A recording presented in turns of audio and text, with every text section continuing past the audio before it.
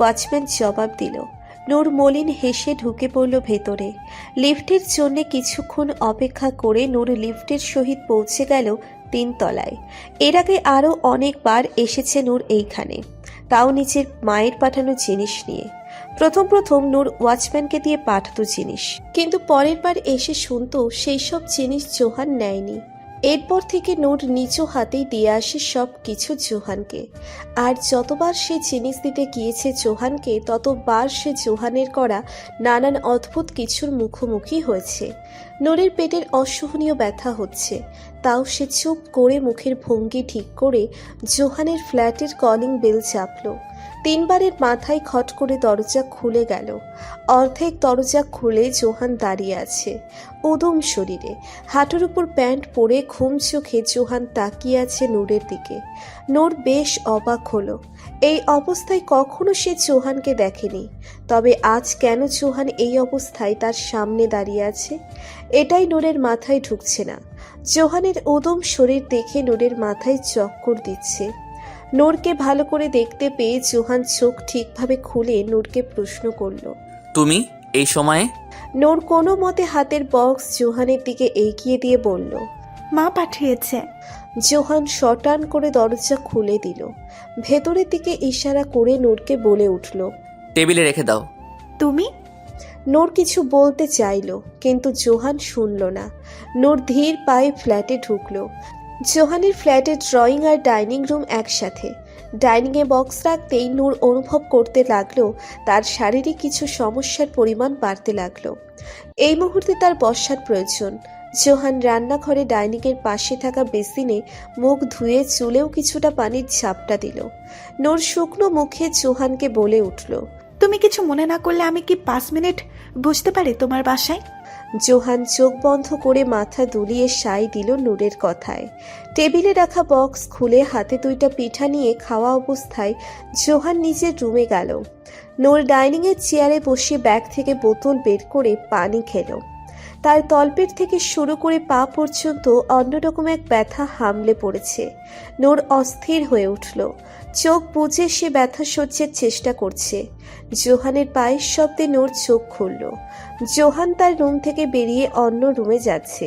সেই হাফ প্যান্টের সাথে সে একটা শার্ট গায়ে দিয়েছে, যার সব বোতাম খোলা।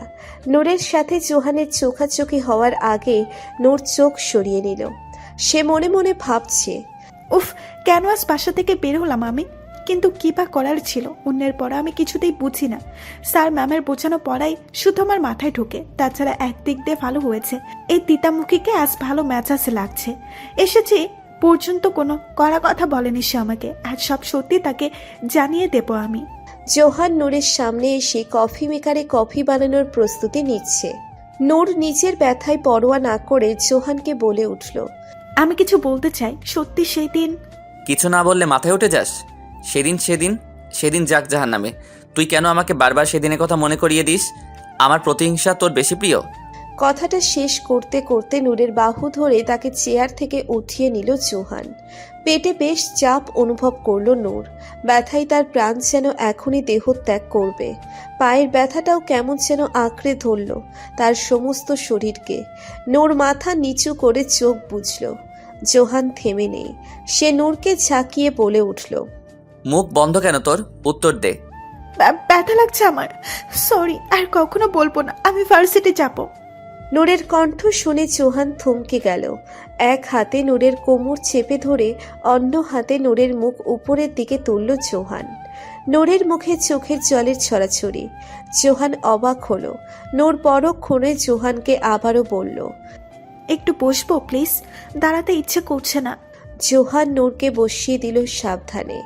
নূরের মাথায় হাত রেখে জোহান অবাকের সুরে নূরকে প্রশ্ন করল, নড়ি পাথর, কি হলো তোমার?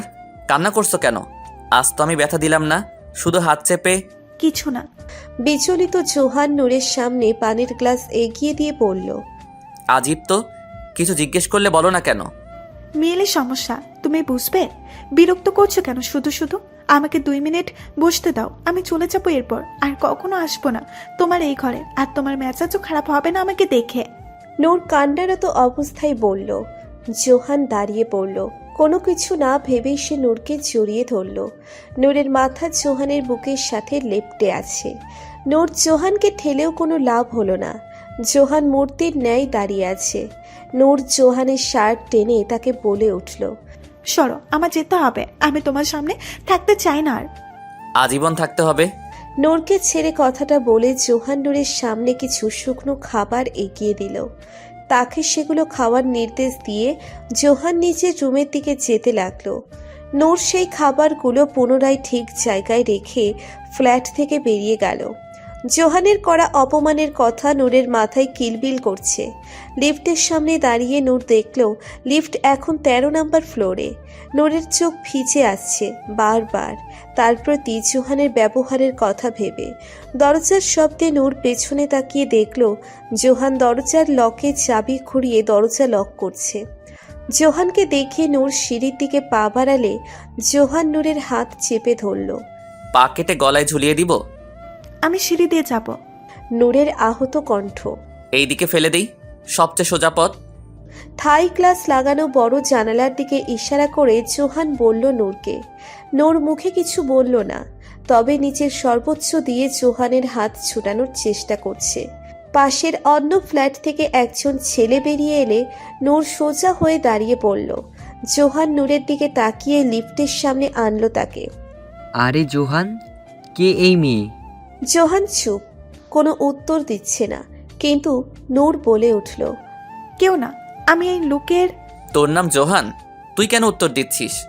জোহান চটে গিয়ে পড়ল। ছেলেটা হাসল মৃদু। ইট ইজ ওকে, ঝগড়া করবে না প্লিজ। কেউ কিচ্ছু বলল না। নূর ছেলেটার দিকে তাকিয়ে মিথ্যে হাসল বইকি। তা দেখে জোহান রেগে নূরকে বলল, তোর এই হাসি যেন পরে কান্নার কারণ না হয়ে দাঁড়ায়। নূর চুপ করে গেল। মনে মনে সে বলতে লাগলো, তিতা মুখের মুখ দিয়ে শুধু তিতা বের হয়। কি খেয়েছে আন্টি এই ছেলেকে দুনিয়ায় এনেছে, আল্লাহ ভালো জানেন। লিফট আসলে তিনজন উঠে পড়ল লিফটে। জোহানের হাত এখনো নূরের হাত চেপে আছে। জোহান কাউকে ফোন করে বলল, গাড়ি কবে নাগাদ ঠিক হবে? এখনো ঠিক হয়নি কেন? কাজ শেষ হলে অফিসে পাঠিয়ে দিবে গাড়ি। জোহান ফোন কেটে নূরকে বলে উঠল। বাইকে উঠতে পারবি? নূরকে জবাব দিতে না দিয়ে আবারও সে বলতে লাগলো, ও, উঠবি কিভাবে? সমস্যা নেই, চলো। সবাই দেখছে, আজীব। আজ এত অদ্ভুত ব্যবহার করছো কেন? আমি চলে যেতে। সিএনজি ডাকো একটা, ঠিকানা আমি বলে দিব। নূরের কথাই পাত্তা না দিয়ে জোহান ওয়াচম্যানকে বলল। জি স্যার। ওয়াচম্যান হেসে জবাব দিল। 2 মিনিটের মধ্যে সিএনজি এসে পড়ল। নূরকে উঠতে বলে নিজেই ঠেলে সিএনজিতে তাকে বসিয়ে দিল জোহান। এরপর নিজেও উঠে পড়ল সেটাতে। নূর অবাক হয়ে নানান বকবক করে যাচ্ছে, কিন্তু জোহান সেই সব কিছু কানে নিচ্ছে না। এক পর্যায়ে নূর নিজেই চুপ করে গেল। তবে নূর একটা জিনিস বুঝছে না, আজ জোহান কিভাবে তার এত সব বকবক সহ্য করে যাচ্ছে। ভার্সিটির সামনে এসে সিএনজি থামল। জোহান নেমে ভাড়া মিটিয়ে নেওয়ার সময় নূর সুযোগ বুঝে পালাতে চাইল, কিন্তু তার অবাধ্য ব্যথাযুক্ত পা তাকে এমনটা করতে দিল না। নূর জোহানের পাশে থাকা অবস্থায় পমেল এগিয়ে এলো তাদের দিকে। আরে জোহান ভাইয়া, আপনি আজ ভাবিবার সাথে? নূর পমেলকে দেখে চিনতে পেরেছে। এই ছেলেটা কয়েকদিন ধরে নূরের বেশ কাছাকাছি ছিল, আর নূরের সবটাই যেন বেশ ভালো পর্যবেক্ষণ করত। জোহান যখন ভার্সিটি আসে না, তখন এই ছেলে যেন আরও বেশি নজর রাখে নূরের প্রতি। এই ছেলে জোহানকে চেনে, এটা ভেবে নূর সেখানে দাঁড়িয়ে তাদের কথা শোনার চেষ্টা করছে। আরে রাস্তায় দেখি গাড়ির অভাবে আশাহীনভাবে ছটপট করছিল তোমার ভাবিপা, তাই মানবতার খাতিরে তাকে ভার্সিটি অবধি দিয়ে এসেছি। তুমি তো জানোই আমি অসহায় মানুষদের কষ্ট দেখতে পারি না। কথাটা বলে জোহান নূরের দিকে তাকালো। নূর চোখ রাঙিয়ে জোহানকে বলে উঠল, এত বড় মিথ্যা! আর এই ছেলে, তুমি এতদিন আমার পেছনে পেছনে ছিলে, আমি খেয়াল করেছি। কেন ছিলে? হ্যাঁ, এতদিন জিজ্ঞেস করার সাহস পাইনি, আজ একটু সাহস আছে মনে, তাই জিজ্ঞেস করেছি। উত্তর দাও। উফ পমেল, তোমার চয়েস এত খারাপ? এই মেয়ের পেছনে পেছনে ঘুরে টাইম নষ্ট করেছো তুমি। তোমার কি ঝগড়াটে মেয়েটা, এইসব মেয়ে একদম ভালো হয় না। জোহান বলে উঠল। কিসব বলছেন ভাইয়া আপনার জন্য? জোহান পমেলের মুখ চেপে ধরল। সমস্যা নেই, তোমার জন্য ভদ্র মেয়ে আমি জোগাড় করে দিব। জোহান দাঁতে দাঁত চেপে পমেলের দিকে তাকিয়ে বলল, আমি ভালো মেয়ে, তুমি খারাপ, তুমি ঝগড়াতে, তুমি তুমি একটা তিতামুখী চৌহান ভাই। নূর কথাটা বলে চলে যেতে লাগলো। ভাবিপা কি আপনাকে চিনে? পমেল অবাক হয়ে প্রশ্ন করলো। হারে না, এই ঝগড়াটে মেয়ে আমাকে কিভাবে চিনবে? আর আমিও চিনি না মেয়েটাকে। কি বাচাল একটা মেয়ে দেখেছো তুমি? এই মেয়েকে আমি জাস্ট... নূর আর কিছু শুনল না জোহানের বলা কথা। জোহানের কটু কথা শোনার কোনো ইচ্ছে নেই নূরের। কি আপনি? পমেল পুনরায় প্রশ্ন করল। জোহান পমেলের মাথায় গাঁটটি মেরে বলল, তোমার মাথা ঠিকভাবে নজরে রাখবে। ভুলভাল কিছু হলে কিন্তু সেই মায়ের জুটবে কপালে। পমেল মাথা নাড়ালো। অন্য এক সিএনজি ডেকে জোহান নিজের অফিসের জন্য বেরিয়ে পড়ল। সিটে গা এলিয়ে দিয়ে জোহান মলিন মুখে আপন মনে বলল, সেই মেয়েকে আমি ভালোবাসি পমেল, অনেক অনেক বেশি ভালোবাসি। সে তো আমারই অনুরক্তি, তবে তার ভুলের জন্য আমার প্রতিহিংসার শিকার হয় সে বারবার। জানি না কবে অতীত ভুলে তাকে এই প্রতিহিংসা থেকে মুক্তি দিতে পারবো আমি। অতীতের কথা মনে এলে আমার মাথায় কাজ করে না, শুধু কষ্ট পায় আমার নড়ি পাথর। জোহানের হাতের মুঠো শক্ত হয়ে এলো। সিএনজির লোহার গ্রিলে জোরে খুশি দিয়ে জোহান চিল্লিয়ে উঠল, যতক্ষণ আমার মন থেকে অতীতের দাগ না উঠে যায় ততক্ষণ আমার প্রতিহিংসামূলক ভালোবাসা তোকে সহ্য করতে হবে নূর। অন্যদিকে বাড়ির পথে রওনা দিয়ে নূর জোহানের কথা ভেবে যাচ্ছে। অতীতের সেই ঘটনার জন্য জোহান এখনও নূরকে দোষ দিয়ে তাকে নানান কটু কথা শোনায়। এটা নূর বেশ জানে, তবে জোহানের প্রতি নূর বেশ দুর্বল। তাই জোহানের সব কটু কথা নূর সহ্য করে বারবার জোহানের সামনে যায়, কথা বলার চেষ্টা করে তার সাথে। আজকের ঘটে যাওয়া সব ঘটনা ভেবে নূর দীর্ঘ নিঃশ্বাস ফেলল। খুব জলদি তোমার মনের সকল প্রতিহিংসা আমি দূর করে দেব জোহান ভাই। আমি শুধুই তোমার স্নেহময় অনুরক্তি হতে চাই, এই জন্য আমার যা করতে হয় আমি তাই করব। জোহানের করা সকল তিক্ত অভিমান ভুলে নূর তার জোহান ভাইকে নিয়ে সুখময় কল্পনার জগতে ডুবে গেল। নূরের এই ভালোবাসাময় কল্পনা যেন জোহানের সব অপমান ভুলিয়ে দেয় নূরকে। নূরের ধারণা ছিল সে তার তিতামুখী জোহান ভাইয়ের প্রতিহিংসার অনুরক্তি খুব সহজেই দমিয়ে ফেলতে সক্ষম হবে, কিন্তু এই কয়েক মাস যাবৎ নূর জোহানের কাছাকাছি গিয়ে উপলব্ধি করেছে জোহানের মন থেকে অতীত এত সহজে দূর হবে না। এমনকি সেই দুর্বিসহ অতীতের জন্য নূরকেই ভুগতে হবে। রাগে দুঃখে নূরের চোখমুখ কঠিন হয়ে ওঠে। সে নিজেও জানে অতীতটা শুধুই একটা ভুল ছিল, সেই ভুল সমাধান করা যেত সেদিনই, কিন্তু জোহানের জেদের কাছে সবটাই কেমন যেন সর্বোত্তম কঠিনে পরিণত হলো, যা আজ পর্যন্ত ঠিক হওয়ার নাম নিচ্ছে না। এইসব নানান চিন্তায় অন্যমনস্ক হয়ে হাঁটছিল নূর ভার্সিটির চওড়া রাস্তায়। আমাদের মাঝের সম্পর্ক কখনোই কি ঠিক হবে না জোহান ভাই? নূরের মনোকল্পনা শেষ হওয়ার পূর্বেই সাঁ করে তার পাশ দিয়ে একটা মোটর বাইক অতিক্রম করলো। নূরের বুকটা ধক করে উঠেছে। গায়ের ওড়নাটা বেসামাল হয়ে পড়ল বাইকের তীব্র বাতাসের ঝলকানিতে। মুখের সামনে চলে আসা চুল ঠিক করে নিয়ে সামনে ফিরতেই নূর দেখল সেই বাইক থেকে বেশ সুদর্শন এক ছেলে নামছে। বুকের সাথে হেলমেট ঠেকিয়ে ছেলেটা নূরের দিকেই তাকিয়ে রইল। নূরের মেজাজ সপ্তম আসমানে। সে ওই ছেলের সামনে যেতেই ছেলেটা হাসি মুখে বলে উঠল, ভেরি সরি বিউটিফুল। আমার ডার্লিংকে আমি কন্ট্রোল করতে একেবারেই পারি না। পরক্ষণে ছেলেটা বাইকে হাত বুলিয়ে দিল। নূর বুঝল ছেলেটা তার বাইককেই ডার্লিং বলল। চুপ থাকুন, দিন দুপুরে কি মদ গিলে রেখেছেন? আপনার এই ডার্লিংয়ে না আপনার পরপারে যাবার রাস্তা অতি শীঘ্রই এনে দেয়। জিনিসকে লাগাম দিতে শিখুন। ননসেন্স। এই যে মিস, অতিরিক্ত ভাড়াবাড়ি আমার একেবারে ভালো লাগে না। ভুল করেছি, সরি বলেছি, এতেও এত লেকচার দেওয়ার কি দরকার? আপনি নিজে বেঁচে থাকেন, আমার বাচ্চা মরা নিয়ে আপনাকে ভাবতে হবে না। ছেলেটি ভ্রু সংকুচিত করে বলল, নিজের মরা নিজে মরুক, বেয়াদব কোথাকার। বিড়বিড় করে বলল নূর। নূর সামনের দিকে পা এগোতেই ছেলেটা চিল্লিয়ে নূরকে বলে উঠল, আরে ম্যাডাম, ওনা তো ঠিক করুন। ওনার এক সাইড জমিনে তো আরেক সাইড আসমানে উঠে আসছে। ছেলেটার কথাই রসিকতার সুর স্পষ্ট, আর তার এই কথায় আশেপাশের সবাই খিলখিল করে হেসে উঠেছে। নূর বেশ লজ্জা পেল। ওড়না ঠিক করে নিয়ে সামনে যেতেই সে গাছের আড়ালে পমেলকে দেখতে পেল। যে এতক্ষণ চুপ করে সব দৃশ্য নিজের মগজে ধারণ করে নিয়েছে। নূর পমেলের দিকে এগিয়ে যাচ্ছিল, এমন সময় পমেল নিজেই সরে গেল সেই জায়গা থেকে। নূর নিজের কপালে হাত রাখলো। পমেলের আবার কি হলো? প্রত্যেকবার আমার সাথে তার দেখা হতে আমার সাথে কথা বলতে চলে আসে। আজকের এই ঘটনার কারণে কি পমেল আমার সাথে কথা বলতে চাইছে না? নূরের মনে প্রশ্ন হানা দিল। পমেলের সাথে নূরের ভালোই সখ্যতা হলো অনেক আগেই। পমেলের মতো ভোলা ভালা ছেলেকে নূরের মন্দ লাগে না। তাছাড়া নূরকে অনেক সাহায্য করে ছেলেটা। পমেলের কথা ভাবতে গিয়ে নূর খানিকক্ষণ পূর্বের কাহিনী ভুলে গেল। ক্লাসে প্রবেশ করতেই নূর তনয়াকে দেখতে পেয়ে তার পাশে গিয়ে বসল। তনয়া নূরকে এক হাতে জড়িয়ে ধরে বলে উঠল, কি হলো শেহজাদি? আজ তোর মুখের নকশায় আমি চিন্তার আভাস পাচ্ছি কেন? নূর স্বাভাবিক ভঙ্গিতে বলল, কিছু না। ওহ, জোয়ান ভাইয়ার কথা ভাবছিস? আজকাল তুই কেমন যেন তাকিয়ে থাকিস সোনার দিকে। ঘটনা কি? তনয়ার কথায় নূর ঠোঁট উল্টে প্রশ্ন করল। তোর কথার মাঝে সবসময় এই জোহান ভাই কেন চলে আসে?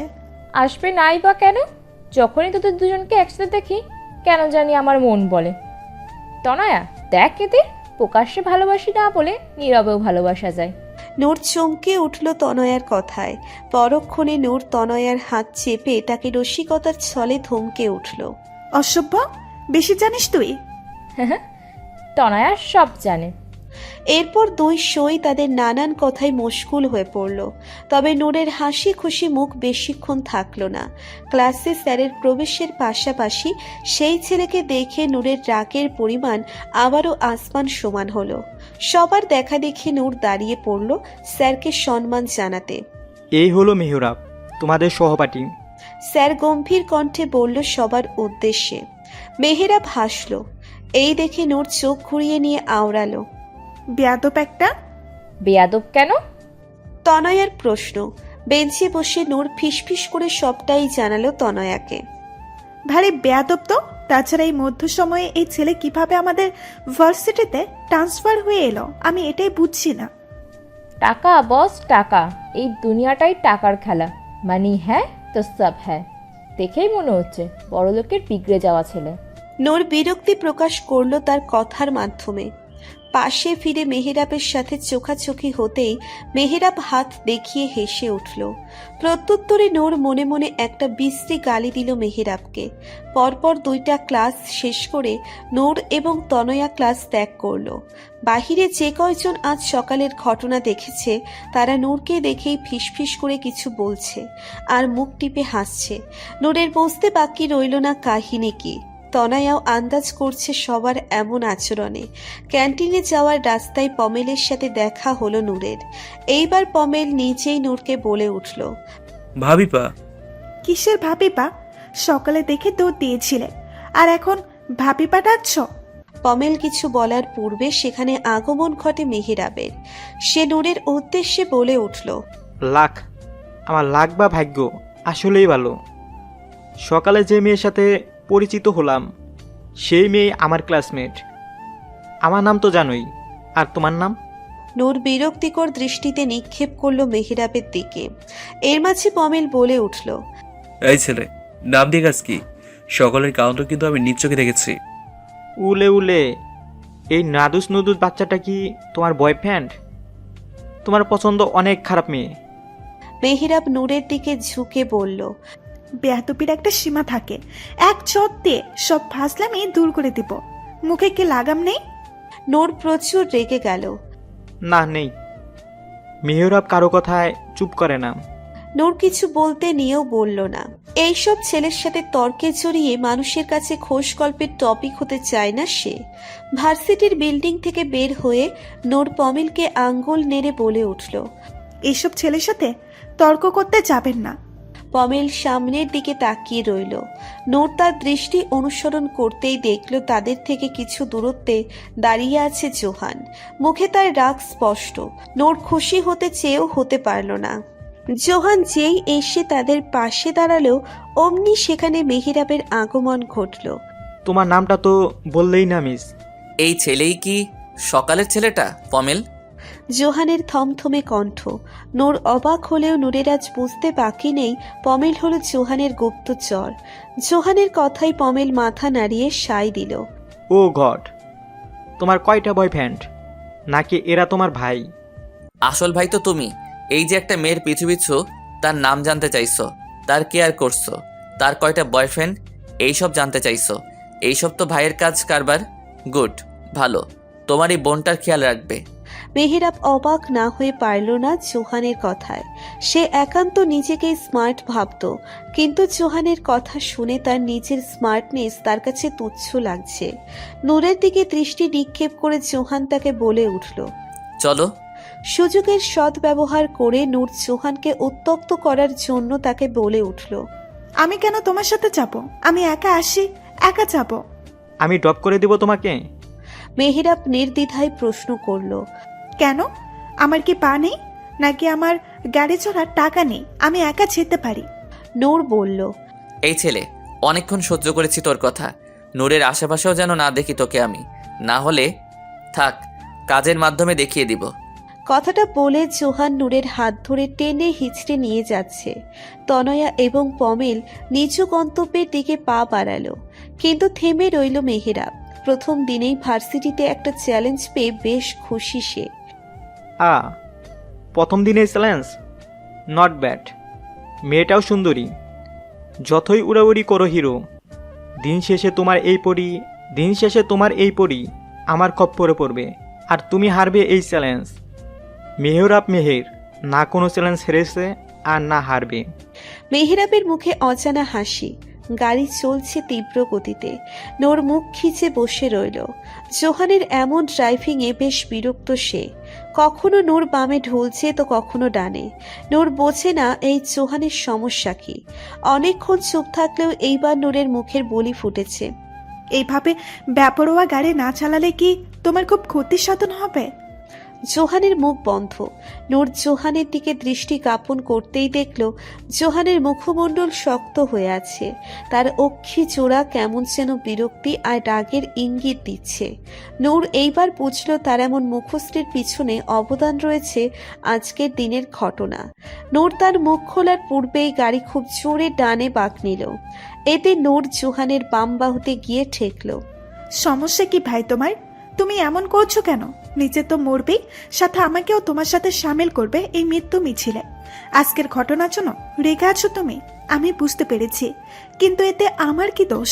তুমি ওই মেহরবকে তোমার সাথে গাড়িতে তুলে নিলেই পারতে। এরপর তাকে এমন আনারে ড্রাইভিং এর শিক্ষা দিতে, কিন্তু আমাকে কেন? আমার কি ভুল? তাছাড়া তোমার কি কাজকর্ম নেই? যখন তখন আমার ভার্সিটিতে চলে আসো, আবার আমার উপর খবরদারি করো। ব্যাপার কি? যতটুকু জানি তুমি তো আমাকে সহ্য করতেই পারো না। নূর কথা বলে দম নেওয়ার ফুসরত পায়নি। এর পূর্বেই সজোরে ব্রেক চাপল জোহান। মেহরাব, বাহ, নামটাও জানা আছে দেখছি। তা কতদিনের পরিচয়? ছেলেটা যখন আজ সকালে তোর ওড়না নিয়ে সবার সামনে কথা বলেছে, সবাই অট্টহাসিতে তোকে জোকার বানিয়েছিল, তখন তোর বেশ ভালো লেগেছে, তাই না? অবশ্য লাগবে নাই বা কেন, তুই তো এইসবই চাস।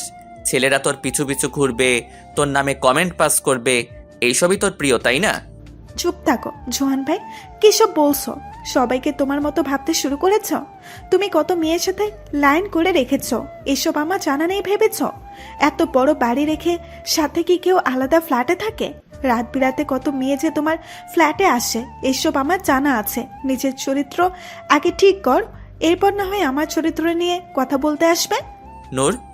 জোহানের হাতে উঠে গেল নূরের সম্মুখে, কিন্তু জোহান নিজেকে সামলে নিয়েছে। নূর নিজের মুখে হাত রাখল জোহানের হাত থেকে নিজের মুখকে বাঁচাতে। মুখে রাখা হাতের আঙ্গুলের ভাঁজে নূর দেখতে পেল জোহান নিজের কপাল চেপে মাথা নিচু করে আছে। ভাগ নূর, ভাগ। অনেক ফালতু কথা বলেছিস। এই তিতামুখী এখন তোকে মেরেও ফেলতে পারে। নূরের যেই ভাবা সেই কাজ। ডোর লক খুলে নূর গাড়ি থেকে নেমে পড়ল। সজোরে গাড়ির দরজা বন্ধ করে নূর জোহানের উদ্দেশ্যে বলে উঠল। মিথ্যা আরোপ লাগাতে আমিও জানি, তিতামুখী কোথাকার। দাঁতে দাঁত চেপে জোহান নূরকে কিছু বলতে নিলে নূর সেদিকে তোয়াক্কা না করে দ্রুত পায়ে হেঁটে একটা বাসে উঠে পড়ল। যাক, জানে বেঁচে গেলাম আজ। ইয়া আল্লাহ মালিক। বুকে হাত রেখে দীর্ঘশ্বাস ফেলল নূর। জোহানের মেজাজ বেচাই খারাপ। নূরের বলা প্রত্যেকটা কথা তার মাথায় ভন ভন করছে। অফিসে গিয়ে সবার সাথে বেশ কড়া ভাষায় কথা বলছে সে। মিটিং শেষ করেই নিজের অফিসের চেয়ারে গা এলিয়ে দিল জোহান। সত্যি কি নূর এবং বাকি সবার এমন মনে হয় আমি মেয়েবাজ? মেয়েদের সাথে রাত কাটানোর জন্যই আমি আলাদা থাকি? আমার সেই রাগ অভিমান কারো চোখে পড়ল না? যে কাজ আমি করিনি আবারও সে কাজের জন্য আমাকে দোষারোপ করছে নূর। বড্ড বাচাল হয়েছিস তাই না তুই? তোর এই বাচাল হওয়ার শিক্ষা আমি দিব তোকে। মেয়েবাজ কি জিনিস আমি তোকে হাড়ে হাড়ে দেখিয়ে দিব। জোহানের মনোভাবনার ইতি ঘটল শালুর প্রবেশে। শালুর দিকে তাকিয়ে জোহান বলে উঠল, নক করতে শিখিয়ে দিব আবার? তোর অফিস রুমে আসতে আমার নক করা লাগবে? কি হয়েছে বলতো?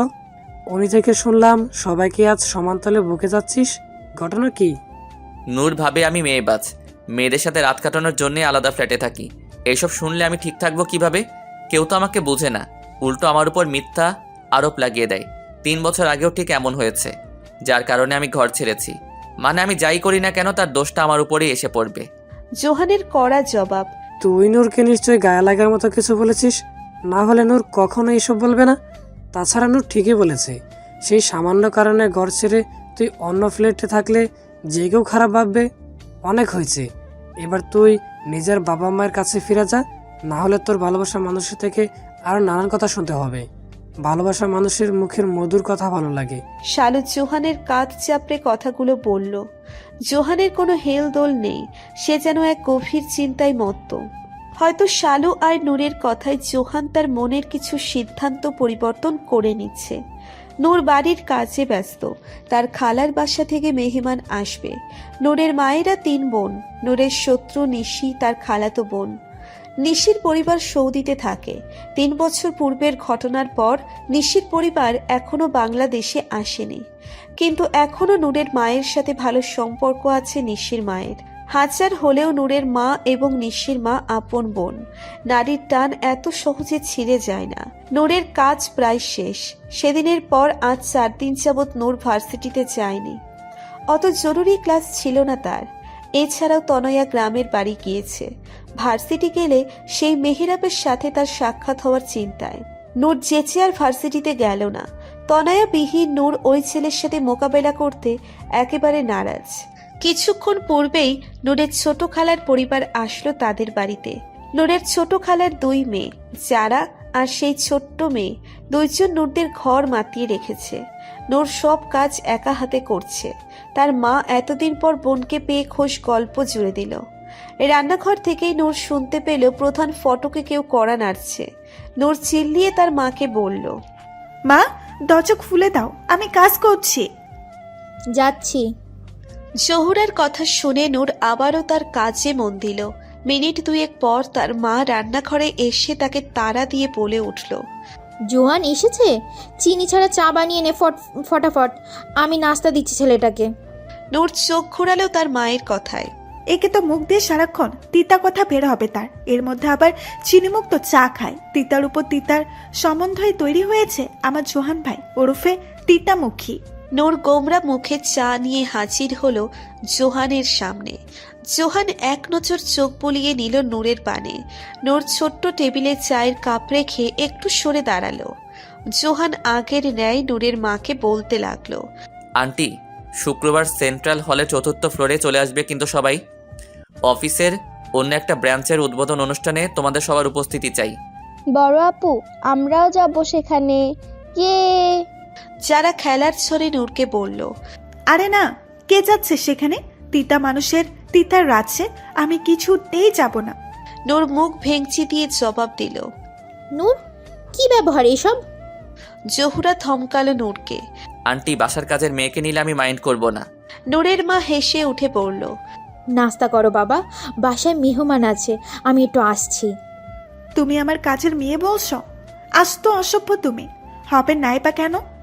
না জানি কোন কোন মেয়ের সাথে রাত বিরাতে মিশে এমন হয়ে গিয়েছো তুমি, গাদ্দার।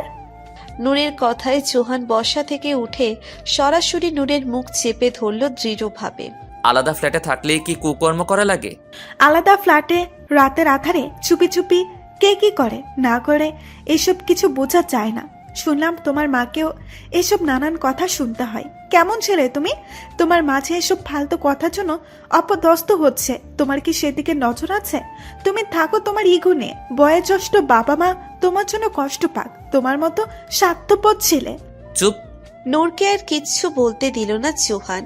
সেদিনের মতো আজও গভীর চিন্তায় মগ্ন হয়ে পড়ল। নূরের মুখ এখনো চেপে আছে জোহান।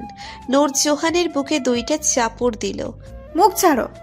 জোহান নূরের মুখ না ছেড়ে তাকে আরো কাছে টেনে বলল। কখনো না, না তোর মুখ ছাড়বো আমি, না তোকে ছাড়বো। জোহানের তীক্ষ্ণ কণ্ঠ। নূরের সরু ভ্রুজোড়া সংকুচিত হয়ে এলো। গাদ্দার! শুক্রবার যেন তোকে আমি প্রোগ্রামে দেখি। জীবন নেও না, আমি মরে গেলেও যাব না। কেন? কোনো ছেলের সাথে মিটিং ফিক্স করে রেখেছিস? সবাইকে নিজের মতো ভেবো না জোহান ভাই। নূরের কণ্ঠে রাগ স্পষ্ট। নিজেকে কি ভাববো আমি সেটা আমার ব্যাপার, কিন্তু তুই সেই 3 বছর আগের মৃত্যু কি রয়ে গিয়েছিস? সত্যি করে বল, কোন ছেলের সাথে সাক্ষাৎ করতে যাবি? জোহান শয়তানি হাসি দিয়ে বলল। আমার চিন্তা না করে তোমার বাবা মায়ের চিন্তা করো। ছেলের অপকর্মের জন্য তাদের এই বয়সে কত নাজেহাল হচ্ছে। আরেকটা বাজে কথা বলবি তো আসল অপকর্ম তোকে আমি দেখিয়ে দিব এখনই। কথাটা বলে নূরকে জোহান ধাক্কা দিয়ে নিজের থেকে দূরে সরিয়ে দিল। সোফায় রাখা সুন্দর কারুকাজ করা হেলমেট তুলে নিয়ে ধপ ধপ পা ফেলে বেরিয়ে গেল জোহান। তার ফর্সা মুখের লাল আভা দেখে নূর বুঝতে পেরেছে নূরের বলা কথা জোহানের বেশ গায়ে লেগেছে। কথাই আছে, ইমোশনাল কথায় কাজ না হলে সরাসরি অ্যাকশন নিতে হয় সেই কাজের জন্য। সবাই সবকিছু সহ্য করলেও নিজের চরিত্রের উপরে মিথ্যা দাগ, আর সেই দাগের জন্য তার মা বাবার অপমানের কথা কেউ সহ্য করে নিতে পারে না। দেখি তিতামুখী, তুমি এইবার কিভাবে একা ফ্ল্যাটে থাকো। আন্টি এইবার হয়তো তোমার ঘরের ছেলে ঘরে ফিরবে। কি এক ছেলেকে ভালোবাসলাম আমি, যাকে আজ পর্যন্ত বলতেই পারলাম না তাকে আমি ভালোবাসি। উল্টো আমাদের দুজনের মধ্যে বাঘে মুখে যুদ্ধ লেগে থাকে। কি আছে কপালে জানে না আমি, কিন্তু আমি আমার বাকি জীবনের জন্য তোমাকেই চাইব জনাব তিতামুখী। জোহান নিচের ফ্ল্যাটে এসেছে। নূরের বলা সব কথা তার কানে বাজছে। জোহান আজ নিজের বাবা মায়ের সাথে করা কাজকর্মের কারণে অনুশোচনা করছে। বিছানায় গা এলিয়ে জোহান চোখ বন্ধ করল। মা বাবার প্রতি রাগটা আমার ভাঙতে হলেও নুরিয়া নূর, তোমার প্রতি আমার রাগটা এত সহজে ভাঙবে না। কিন্তু আর বেশি দিন এই রাগের শিকার করব না আমি তোমায়। শীঘ্রই তীব্র প্রতিহিংসায় দগ্ধ করে আমার প্রতিশোধের ইতি ঘটাবো আমি। ব্যাপারটা হবে কষ্টদায়ক, ঠিক যেমন কষ্ট আমি অনুভব করেছি 3 বছর আগে। এরপর হবে শুধু সুখ আর সুখ, তোমার আর আমার ভালোবাসার মিলনের সুখ। জোহান নিজের ঠোঁট বাঁকা করল। তার মনে চলছে নূরের জন্য এক বিশাল পরিকল্পনা। অন্যদিকে নূর অন্য পরিকল্পনায় ব্যস্ত। নিশিকে বাংলাদেশে নিয়ে আসার জন্য প্রাণপণে মিথ্যে বলে যাচ্ছে সে। নূরের ধারণা নিশির মুখে সব সত্যি শুনলে তবেই জোহান নূরের প্রতি সব ভুল ধারণা দূর করতে পারবে। কিন্তু নিশি অনড়, সে কিছুতেই আসতে চাইছে না, যার কারণে নূর সবচেয়ে বড় মিথ্যে বলে বসলো। আরে জোহান ভাই নিজেই আমাকে বলেছে তোমাকে দেখতে চাইছে। 3 বছর আগের ঘটনা মিটমাট করে সে তোমাকে পেতে চায়। যত দ্রুত সম্ভব তুমি এসে জোহান ভাইকে বুঝে নাও। জানিস, আমি সেই কাজের জন্য অনেক লজ্জিত। জোহানকে ভালোবাসি বলে সেদিন তাকে কাছে পেতে চেয়েছিলাম। ভেবেছিলাম আমার কাছে সে আমার উপর কাবু হয়ে যাবে, কিন্তু সব হিতে বিপরীত হয়ে গেল। জোহানের ভালোবাসার কারণে আমি আজ পর্যন্ত অন্য কাউকে নিজের মন দিতে পারিনি। জোহান আর আমার ভালোবাসার পূর্ণতা দিতে আমি আসব। হ্যাঁ, আমি আসব বাংলাদেশে শীঘ্রই। নূর বড্ড খুশি হলো। নিশির সাথে কথা বলার শেষে নূর বিড়বিড় করে বলতে শুরু করলো। আয় খলনায়িকা আয়, তোকে আনতেই তো এত মিথ্যা। একবার তোর মুখ থেকে সব সত্যি শুনবে জোহান ভাই, এরপর আমার প্রতি তার সব রাগ ফুস হয়ে যাবে। তখন আমার মনের কথা বলতে আমি এক মুহূর্ত দেরি করব না আমার তিতামুখীকে। আল্লাহ এবার যেন সব ঠিক হয়ে যায়। নূরের নিয়ত একদম পবিত্র, আর জোহানের পরিকল্পনা প্রতিহিংসায় মাখা। এই দুইজনের মধ্যে কার পরিকল্পনা বাস্তবায়িত হতে চলেছে? 3 বছর খুব কম সময় নয়। 3 বছরের এই কঠিনতম সময় অতিবাহিত করে জোহান আজ আবারও তার নিজের ঘরে ফিরে এসেছে সকল অভিমান ভুলে, শুধুমাত্র তার মা বাবার জন্যে। জোহান নিজের কাজে আজ বেশ অনুতপ্ত হচ্ছে। বিশাল গেটের সামনে দাঁড়িয়ে নিয়ে বসে রইল সে এক ধ্যানে, গেটের পানে চেয়ে। তখনই তার গাড়ির জানালায় টোকা দিল অনি। আরে ভূতের মতো বসে আছিস কেন শালা? শরম লাগছে নিজের ঘরে ফিরে এসে? তোরা আগে যা। জোহানের গম্ভীর কণ্ঠ। মামা, বাইক কি তোর গ্যারেজে পার্ক করে রাখবো? তো কি করবি? ওর বাইক নিয়ে কি আবার ঘুরতে যাবি? আমরা সিএনজি নিয়ে অফিসে চলে যাব। অনির কথায় শালু জবাব দিল। তোদের যেমন ভালো লাগে তেমন কর, এখন বাসায় ঢোক। কথাটা বলে জোহান একবার হর্ন দিতেই বিশাল গেটের পাশে ছোট্ট ফটক দিয়ে মাথা বের করলো দারোয়ান। জোহানকে দেখে মুচকি হেসে বড় ফটকের দুই ধার শটান করে খুলে দিলেন উনি। প্রথম প্রবেশ করলো অনি এবং শালু, এর পিছু পিছু প্রবেশ করলো জোহানের গাড়ি। জোহান নিচের লাগেজগুলো নিয়ে গাড়ি থেকে নেমে পড়ল। চারিদিক চোখ বুলিয়ে ধীর পায়ে ভিতরের দিকে এগিয়ে যাচ্ছে সে। আজ তার মনে এক অন্যরকম প্রশান্তি কাজ করছে। নিজের বাড়ির সারা জীবনের জন্য ফিরে আসার প্রশান্তিতে জোহানের শরীরে একটা চাঙ্গা ভাব এনে দিয়েছে। কলিং বেল চেপে সরু দৃষ্টি দিয়ে দরজার দিকেই চেয়ে রইল সে। মিনিট দুয়েক পরে তার মা দরজা খুলে ভূত দেখার মতো চমকে উঠল। জোহানকে দেখে যতই না অবাক হয়েছেন, উনি তার চেয়ে বেশি অবাক হয়েছে জোহানের সাথে থাকা তার লাগেজগুলো দেখে। জোহানের মা বুঝতে পেরেছে তার ঘরের ছেলে ঘরে ফিরে এসেছে। এইবার নিজের ছেলে মেহমান রূপী না, বরং ঘরের একমাত্র ছেলে হিসেবে ফিরে এসেছে। এমনটা বুঝতে পেরে ফুপিয়ে অশ্রু বিসর্জন করতে লাগলেন। জোহান ভ্রু কুঁচকে চেয়ে রইল তার মায়ের পানে। ভেতরে ঢুকবো নাকি এইভাবে কান্না করে যাবে? অদ্ভুত মা। জোহানের কথার কোনো উত্তর না দিয়ে আনোয়ারা নিজের ছেলেকে বুকের সাথে মিশিয়ে নিলেন। জোহান মুচকি হাসল মায়ের এমন পাগলামো দেখে। ফিরে আসলেও দোষ, চলে গেলেও দোষ। কান্নার কি আছে মা? এইভাবে কাঁদলে কিন্তু আমি এখনই চলে যাব। আনোয়ারা নিজের হাতের বাঁধন আরো শক্ত করল। আমার মৃত্যুর পরই তোর মন মতো কাজ করবি তুই, এর আগে না। জোহান আনোয়ারাকে সোজা করে দাঁড় করিয়ে নিজের মায়ের কপালে ঠোঁট ছোঁয়ালো। সরি মা। ভেতরে আয় বাবা। অনি, শালু, তোমরাও আসো বাবা। আনোয়ারার কথায় সবাই ভেতরে প্রবেশ করলো। অনি শালু ড্রয়িং রুমে আয়েশ করে বসলো, আর জোহান সোজা চলল তার বাবার কাছে। বাবার ঘরে কড়া নেড়ে ভেতরে ঢুকতেই জোহানের বাবা নিজের দুই হাত জোহানের দিকে এগিয়ে দিল। জোহান। জোহান নিজের বাবার বুকে ঝাঁপিয়ে পড়ল।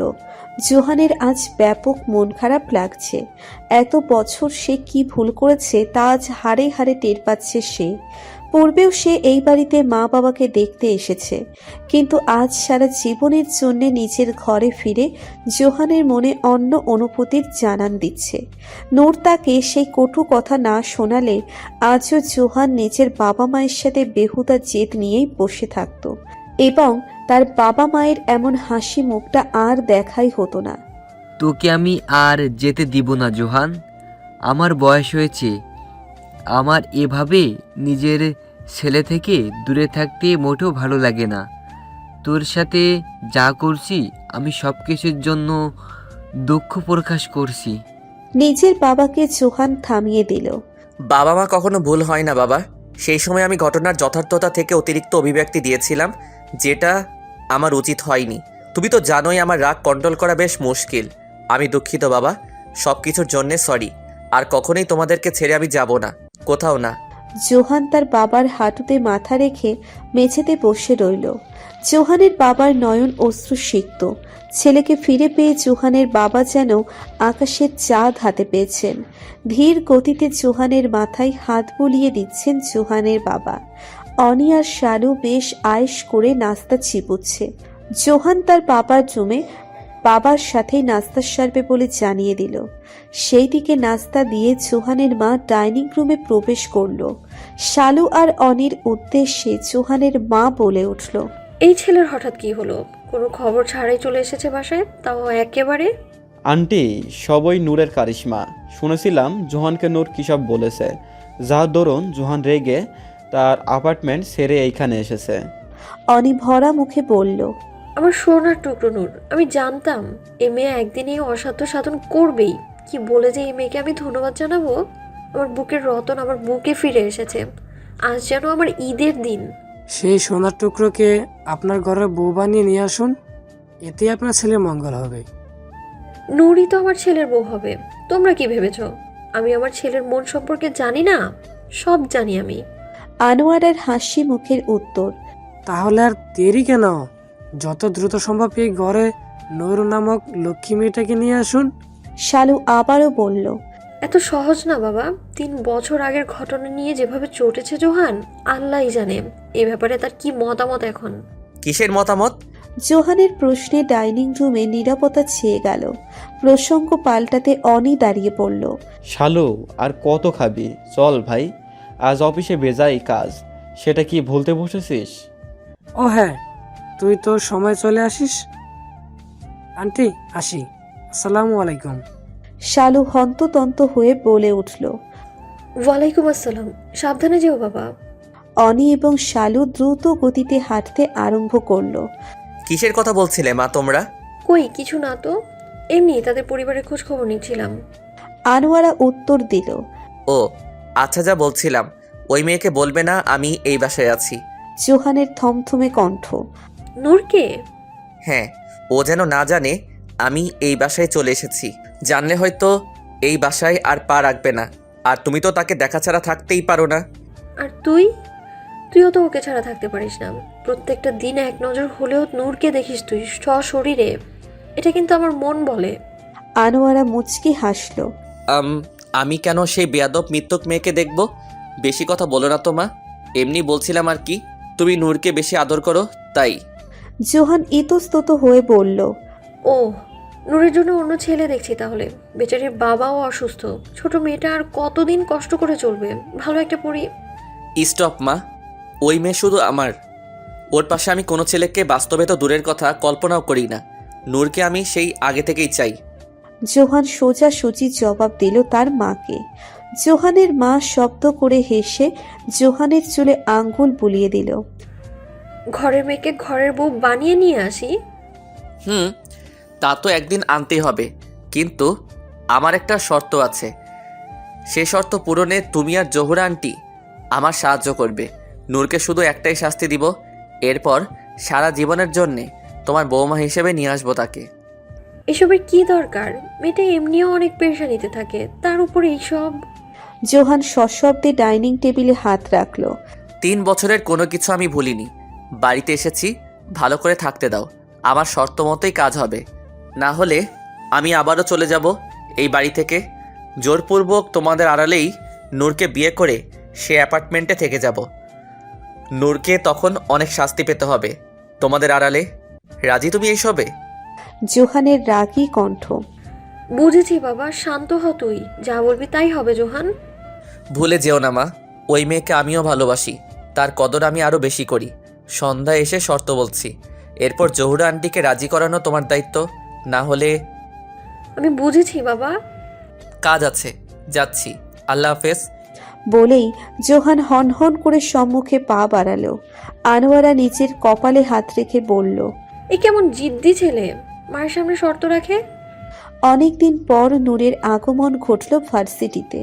ভার্সিটিতে পা রাখা মাত্রই তার মস্তিষ্কে মেহেরাব নামক মানুষটার কথা উকি ঝুঁকি দিচ্ছে।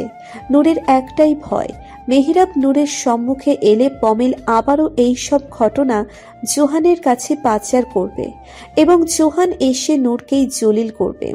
নূর দীর্ঘশ্বাস ফেলে চারিদিকে তনয়াকে খুঁজতে লাগলো।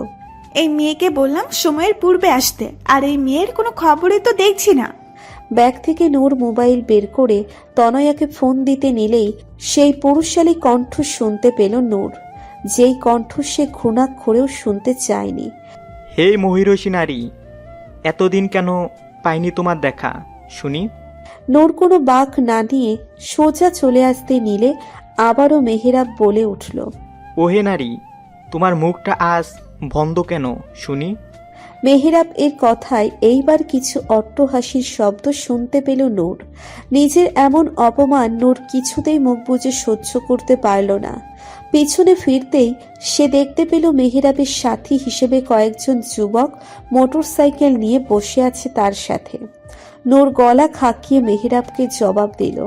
এমন বাজে কবি এবং বাজে কবিতা আমার জীবনে আমি একটাও দেখিনি। নূরের কথায় সেই ছেলেগুলো মেহেরাবের দিকে তাকিয়ে কিটকিটিয়ে উঠল। মেহেরাব নিজের হাসি মুখ বন্ধ করে নূরের সম্মুখে আসতে নিলে নূর সামনে হাঁটতে আরম্ভ করলো। মেহেরাব এসে আড়াল করে দাঁড়ালো নূরের সামনে। এত সহজে যেতে দিচ্ছি না। এই ছেলে, তুমি আমার কি হও? আমি তোমার কথাই থেমে থাকবো? কথাটা বলে নূর এগোতে নিলেই মেহেরাব এক হাত এগিয়ে দিয়ে থামালো নূরকে। তুমি আমার চ্যালেঞ্জ। তোমাকে জিততে আমি তোমার সব হব প্রয়োজনে। প্রয়োজনে কি? এক চত্বে দুনিয়ার আয়েসে সব ভুলিয়ে দেব। নূর তার এক হাত তুলে বলল। নূর আরও কিছু বলতে যাবে তখনই সে পমেলকে আসতে দেখল। অতঃপর নূর মেহেরাবকে হালকা ধাক্কা দিয়ে নিজে সেই জায়গা থেকে দ্রুত গতিতে আরম্ভ করলো ছুটতে। মেহেরাব নূরের ছুঁয়ে দেওয়া স্থানে নিচের হাত দিয়ে স্পর্শ করে বলতে লাগলো, চ্যালেঞ্জের পাশাপাশি তুমি এখন আমার জিদে পরিণত হচ্ছ মিস নূর। তোমার এই ভাগিনী রূপটা আমার বেশ প্রিয়। I like it. মেহেরাবের মুখে রহস্যময়ী হাসি। নূর পমেলের সামনে গিয়ে হাঁপ ছেড়ে বাঁচল। পমেল বিচলিত হয়ে নূরকে প্রশ্ন করল, কি হয়েছে ভাবিপা তোমার? কি হবে? কিছু না। পরপর দুইটা শ্বাস ফেলে বলল নূর, ও, আমি না তোমাকে খুঁজতে এসেছি এদিকে। তনয় আপু বলতো তুমি হয়তো ক্যাম্পাসে চলে এসছো, তোমাকে যেন তার কাছে নিয়ে যাই আমি। কেন? ওর কি হলো? ফোন করেই তো বলতে পারতো আমাকে এই কথাটা। পায়ে নাকি কিছু ব্যথা পেয়েছে, আর আপুর মোবাইলে চার্জ নেই। নূরের পাশাপাশি পমেল চলতে চলতে বলল। আচ্ছা, দ্রুত চলো। তনয়ার কাছে নূর পৌঁছতেই পমেল বিদায় জানালো। কি হয়েছে পায়ে? নূরের চিন্তিত কণ্ঠ। হালকা মোচড় লেগেছে, আর কিছুই না, একটু পরেই ঠিক হয়ে যাবে। কিন্তু তোর কি হলো? তুই চিন্তিত কিছু নিয়ে? কি নিয়ে চিন্তিত হব না বলো তো? একে তো জোহান ভাই আর আমার সম্পর্কের কোনো উন্নতি নেই, তার উপর ওই মেহরাব নামে ছেলেটা আজকেও খারাপ ব্যবহার করলো আমার সাথে। আমি যদি সরে না আসতাম তাহলে পমেল আমাকে দেখতো মেহরাবের সাথে, আর এই খবর পেতে যেত বিখ্যাত তিতা মুখী জোহান ভাই। এরপর বুঝতিস তো কি হতো আমার সাথে বা সেই বাজে ছেলেটার সাথে। নূরের মুখে বিরক্তির ছাপ। উফ, তোর আর জোয়ান ভাইয়ের এমন দূরত্বের ভালোবাসা দেখতে আমার বেশ লাগে। আর যতটুকু আসছে সেই ছেলের কথা, আর একবার কিছু করলে সে, আমি নিজেই তার নাকপুক ভেঙে দিব। তবে একটা জিনিস আমার বেশ ভালো লাগে। কি? নূরের প্রশ্নমাখা কণ্ঠ।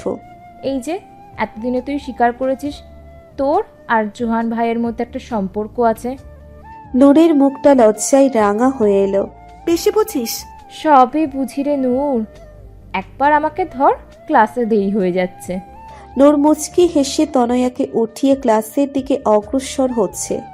আমার তিতামুখীর সাথে আমার সম্পর্ক বেশ পুরানো, আর এই সম্পর্কে স্মৃতি জুড়িয়ে আছে হাজারো।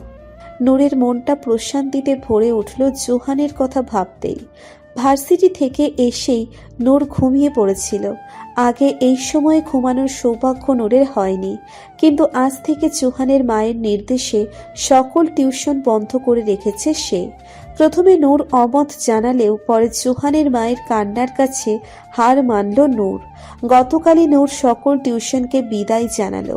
খানিকক্ষণ পূর্বে তার মা কিছু সঙ্গত কারণে তাকে ডাকলেও সে কোনো রেসপন্স করেনি, কিন্তু এখন মোবাইলের রিংটোনে তার ঘুম যেন চির বিদায় জানিয়েছে।